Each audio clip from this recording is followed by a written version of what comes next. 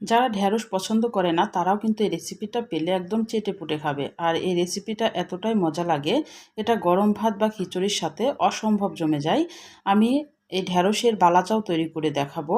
হ্যাঁ, বালাচাও অনেক ধরনের অনেক জিনিস দিয়ে বালাচাও তৈরি করে থাকে, কিন্তু আমি ঢ্যাঁড়স দিয়ে বালাচাও কখনো যদি না খেয়ে থাকেন অবশ্যই আপনার রেসিপিটা ট্রাই করবেন, এতটাই মজা লাগে। আসসালামু আলাইকুম, হ্যালো বন্ধুরা, আপনারা কেমন আছেন? আশা করি আপনারা ভালো আছেন। আমি আলহামদুলিল্লাহ ভালো আছি।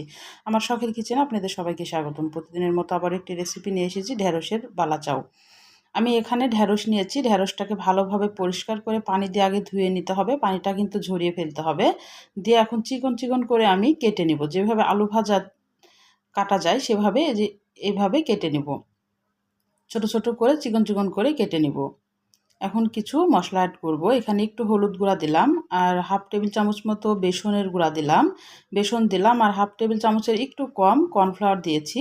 শুকনা মরিচের গুঁড়া দিলাম। আর যদি বেসন হাতের কাছে না থাকে তাহলে আপনারা চাউলের গুঁড়া বা ময়দা অ্যাড করতে পারেন।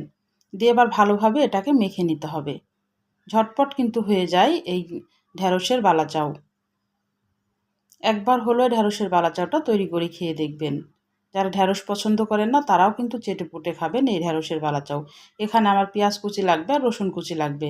আমি এবার কড়াইয়ে চলে গেলাম। কড়াইয়ে একটু পরিমাণ মতো একটু বেশি তেল দিতে হবে। এবার আমি পেঁয়াজটাকে বেরেস্তা করে নিব।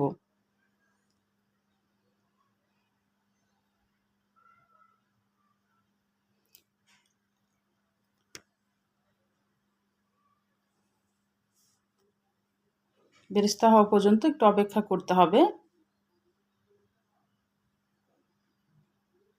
একবার হলো একবার হলেও এই ঢেঁড়সের বালাচাওটা তৈরি করে খেয়ে দেখবেন, দিয়ে আমাকে একটা ছোট্ট কমেন্ট করে জানাবেন যে কেমন হয়েছিল। অসম্ভব মজা লেগেছে আমার কাছে। আমিও কিন্তু ঢেঁড়সটা খুব একটা পছন্দ করতাম না, কিন্তু ঢেঁড়সের বালাচাও খেয়ে এখন মনে হয় যে প্রতিদিনই এই বালাচাওটা তৈরি করে খাই, এতটাই মজা। এবার আমি রসুন কুচিটা দিয়ে দিলাম। পেঁয়াজটা যখন ভাজা হয়ে যাবে তখন রসুন কুচিটা দিয়ে দিতে হবে। দিয়ে রসুন কুচিটাও হালকা লাল করে নিতে হবে, বেরেস্তার কালারের মতো করে নিতে হবে। জালটা কিন্তু মিডিয়ামে আছে, একদম হাইয়ে রেখে বেরেস্তা ভাজা যাবে না, নাহলে কিন্তু পুড়ে যাবে।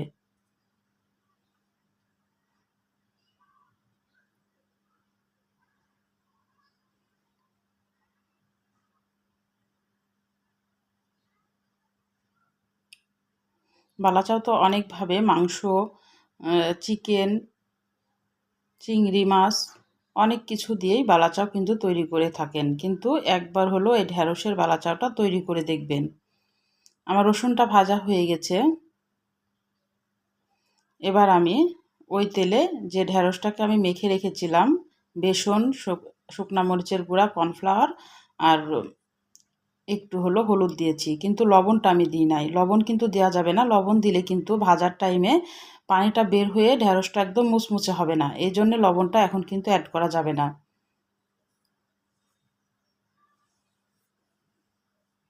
এখন এটাকে হাই হিটেই কিন্তু ভেজে নিতে হবে। এটা জাল কিন্তু কমানো যাবে না, জোরে জাল দিয়ে এটাকে একদম মুচমুচে করে ভেজে নিতে হবে।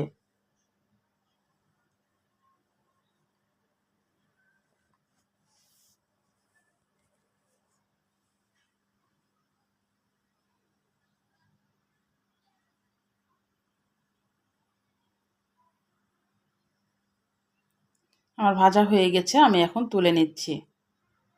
একদম মুচমুচে হয় এটা, এমনি শুধু শুধুও কিন্তু খেতে খুবই ভালো লাগে।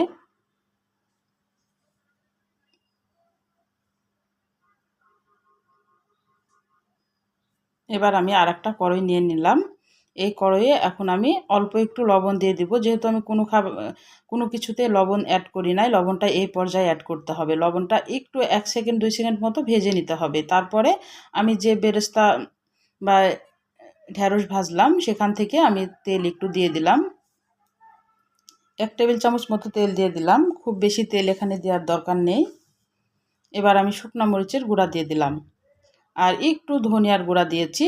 আপনাদের ধনিয়ার গুঁড়াটা যদি না থাকে হাতের কাছে, না দিলেও চলবে, কিন্তু দিলে কিন্তু একটা ভালো একটা সেন্ট আসে আর একটা চটপটা খাবারের মতো লাগে, খুবই মজা লাগে খেতে।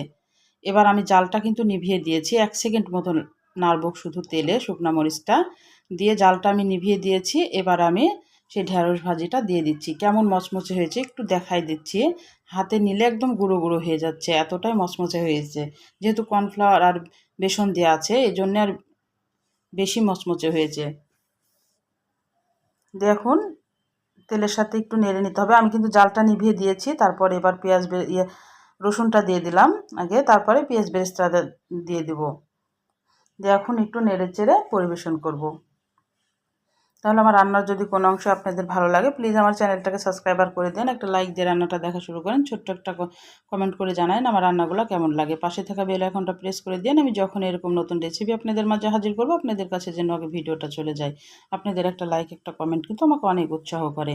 আমি কিন্তু জালটা অনেক আগেই নিভিয়ে দিয়েছি, এমনিতেই কড়াইয়ে একটু নেড়ে চেড়ে নিলাম যেন লবণটা শুকনা মরিচের গুঁড়াটা সুন্দরভাবে মিশে যায়। হ্যাঁ, আপনারা এখানে উপর থেকে একটু চিলি ফ্লেক্স দিতে পারেন, আমার হাতের কাছে ছিল না সেজন্যই দিলাম না। দেখে বুঝতে পারছেন একদম কেমন ঝরঝরা আর মুচমুচে। হাতের তালুতে নিলে কিন্তু একদম গুঁড়ো হয়ে যাবে, এতটাই মুচমুচে। তাহলে আজকের মতো বিদায় নিচ্ছি। আপনারা সুস্থ থাকবেন, ভালো থাকবেন। আবার কোনো নতুন রেসিপির সাথে হাজির হবো। আল্লাহ হাফেজ।